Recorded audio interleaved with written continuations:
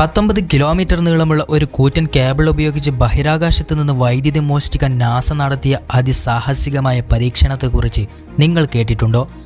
ഭൂമിയുടെ കാന്തിക മണ്ഡലത്തിൽ നിന്ന് വൈദ്യുതി ഉൽപ്പാദിപ്പിക്കാൻ ശ്രമിച്ച ഈ ദൗത്യം ബഹിരാകാശ ചരിത്രത്തിലെ ഏറ്റവും ധീരവും വിചിത്രവുമായ ഒന്നായിരുന്നു. സ്പേസ് ഷട്ടിലിൽ നിന്ന് 19 കിലോമീറ്റർ അകലേക്ക് ഒരു ഉപഗ്രഹത്തെ കേബിളിൽ കെട്ടിവിട്ട് 3000 വോൾട്ടിലധികം വൈദ്യുതി ഉൽപ്പാദിപ്പിച്ച ആ നിമിഷം ശാസ്ത്രജ്ഞരെ വരെ അത്ഭുതപ്പെടുത്തി. എന്നാൽ പരീക്ഷണത്തിന്റെ അവസാന നിമിഷം അപ്രതീക്ഷിതമായി കേബിൾ പൊട്ടിപ്പോയതും ഉപഗ്രഹം ബഹിരാകാശത്ത് അനാഥമായി ഒഴുകി നടന്നതും വലിയൊരു പരാജയമായി പലരും കരുതി. ഈ വൈദ്യുതി ഭൂമിയിലേക്ക് നേരിട്ടെത്തിക്കാൻ കഴിയാത്തതിന്റെ കാരണവും അത് സ്പേസ് സ്റ്റേഷനുകൾക്ക് എങ്ങനെ ഉപകാരപ്പെടുമെന്നതും ശാസ്ത്രം ഒളിപ്പിച്ചു വെച്ച രഹസ്യങ്ങളാണ്.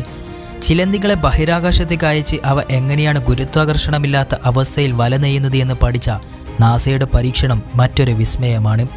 റേഡിയേഷൻ ഭക്ഷണമാക്കുന്ന ഒരു പ്രത്യേകതരം ഫംഗസിനെ ഉപയോഗിച്ച് ചൊവ്വയിലെ താമസ സ്ഥലങ്ങളെ സംരക്ഷിക്കാൻ കഴിയുമെന്ന് ശാസ്ത്രം കണ്ടെത്തിയത് നിങ്ങളെ ഞെട്ടിച്ചു കളയും.